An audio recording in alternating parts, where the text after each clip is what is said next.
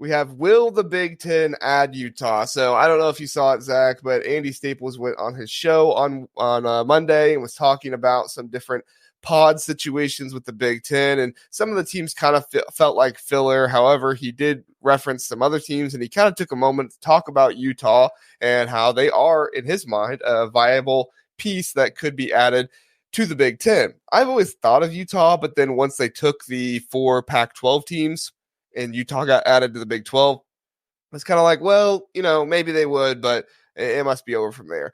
Well, I don't know. Maybe Andy Staples knows something that we do not. If I had to ask you the question, Zach, will the Big Ten add Utah? What are your thoughts? They're not choice A, and I don't know if they're choice B, C, or D either. In terms of market, you had Salt Lake City. That's a decent market, but I don't know. I joked about it at the Open, but this feels like we're getting to the point where we're just kind of throwing darts to see what sticks. I find it makes sense for Utah, right? Because to jump from the Big 12 to the Big 10, I think that makes sense. It's more stability, and I think there is a reality that the Big 12, I think this is my personal conviction. I think the Big 12 will probably have a little bit more longevity because I think the ACC, their major players, I think, are going to take the conference down with them as they transition. Whereas the Big 12, I think they're going to be content to kind of stay in mediocrity for a while. Right. But I think the writing's on the wall that we're moving to this 2-power conference thing. I just don't know if Utah is like, I totally get Utah banging on the door. I'm not sure why the Big Ten would add Utah now, but that's Andy Staples is a really well-respected writer. So I that's not to say that he's wrong. I would just be surprised. Yeah, it almost felt like to me when he was talking about them that it was almost kind of like filler because he was making his pod system or whatever because he wanted 24 teams in each conference. I don't get me wrong. I think the Big Ten could certainly get to 24 teams someday if they want to, and if they do, Utah will probably be a team that is considered for that. However, I also think that if you're going to 24 teams, then, the Big Ten is probably going to try to get somebody from Texas at some point. Like I could see the Big Ten going after like a TCU before they go after a Utah. Do I think that that's going to happen? No, not necessarily. However, like based on the market and where they are, I could see that being more likely. And also too, another piece is, and this isn't widely reported, but USC doesn't want more, schools from the West Coast. Like they kind of wanted them and UCLA to be the only two. And then when Oregon and Washington came on, they weren't really ecstatic about it from what I heard. However, like they understood it. And so it was one of those things where it's like, okay, we have these guys coming in. It is what it is. However, like don't bring anybody else in. And I know that like Utah's not on the coast. However, they are on that west side over there. So to me, it kind of felt like filler to kind of do his pod system thing, which is fine. I get it. When you're in podcasting, you do little, like bits or whatever, and it is what it is. But to me, I'm with you. It doesn't sound like something that I'm looking at and saying this is going to happen at some point. Do you think that from a culture standpoint, Utah fits? Culturally, yeah. Yeah, I mean, like the way they operate, yeah, they kind of fit like that Big Ten West mold a little bit. I don't know if they have the academics, and I legitimately don't know. Coming from the Mountain West up to the Pac-12, I typically lean that they don't. However, I did not do a deep dive of Utah's academics before we came on here. Sorry. So if anybody in the chat, you do have a deep dive. Yeah. I was gonna say that's not just stored in your mind of like Utah's No. academics. What's going on? Yeah. No, Yeah. Sorry, I'm a bad podcaster. I do have a full-time job no, outside of this. no. You're not a bad pod. Here's the thing: someone in the comments is gonna be like, "How do you not know Utah's academics?" I'm gonna say, Yeah. "Do you Don't want you me to know they're pay not attention?" AAU? Oh my god. Yeah. I mean, it's tough to keep up with a conference of 11 or 12, let alone 14, now 18, now 24, now 64. Like it's absurd. Yeah, the thing that I'm and I'm thinking of culture, that power element certainly. I mean, USC, if you want to talk about things USC doesn't want to see, it's Mhm. Utah pounding on them again. Wow, that's true. I It's hard because that Mountain West thing really sticks out in my mind. It'd be the first team in the Big Ten that has not been in a Power Five conference for more than 12 years, 13 years. Like they just were part of the Pac-12 back in 20, was it I say, when 2010? did they move up? I thought it was more recent than that, but yeah. Yeah, Yeah. it's more recent than, like, I know people give Rutgers and Maryland crap, but they've been in Power Five, Power Six conferences for Yeah, a they were long both time. in the Big East, weren't they? Or Maryland was Maryland the was ACC. ACC. Yeah. Yeah.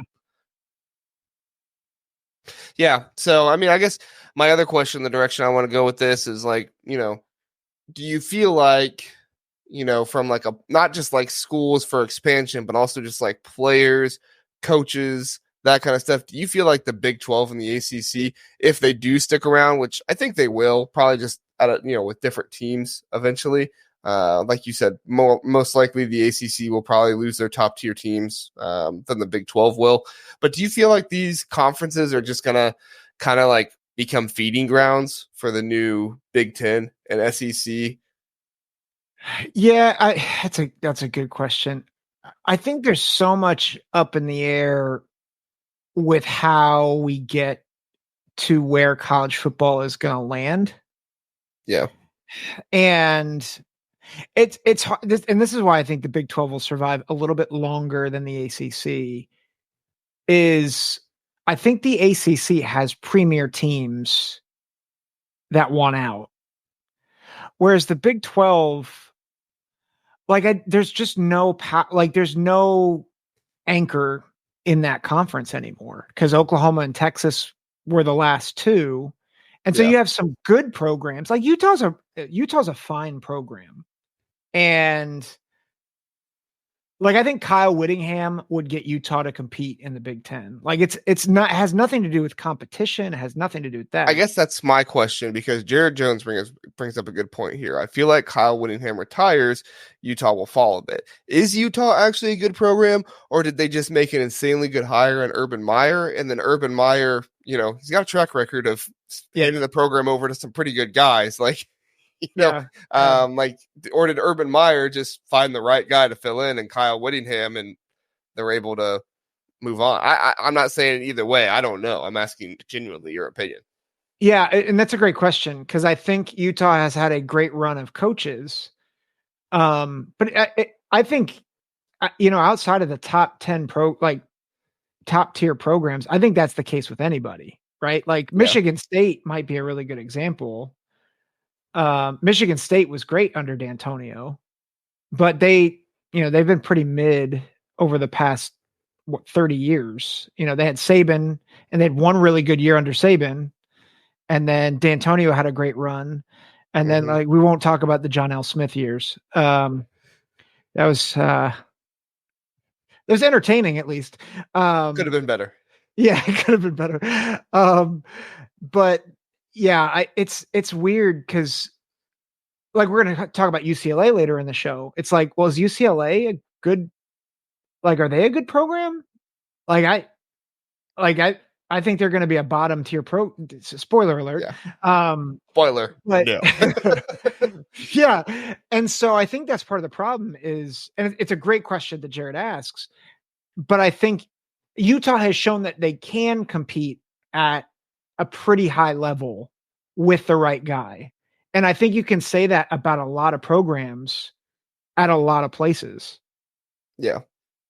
Yeah, and I think it's like, can you attract the right guy? And I agree with Jared. Like, I don't know if they can attract the right guy. I feel like Utah is one of those programs where they have to like lean upon, we were a good program, we had a good guy in place, and this good guy was able to, bring in another good guy.